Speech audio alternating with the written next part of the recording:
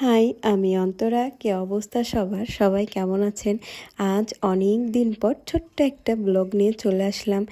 অনেক অসুস্থ ছিলাম, যার কারণে সেইভাবে অ্যাক্টিভ থাকতে পারিনি। এত পরিমাণ জ্বর ছিল যে আমি বিছানা থেকে ওঠারও শক্তি আমার ভিতরে ছিল না।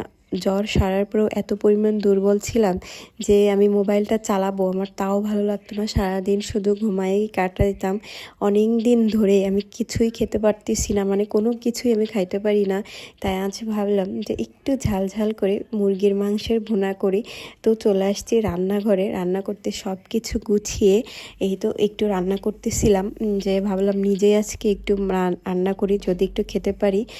এই তো আজকে মুরগির মাংসর ভুনা করছি ঝাল করে, কিন্তু এত পরিমাণ ঝাল দিছি যে বাসার কেউ খেতে পারে নাই। ইভেন আমি নিজেও খেতে পারি নাই, এত পরিমাণ ঝাল ছিল। রান্না করতে করতে চলে আসছে আমাকে ডিস্টার্ব করতে, মানে রান্না করার সময় তার আশাই লাগবে রান্নাঘরে, এটা দাও ওটা দাও বলতে বলতে।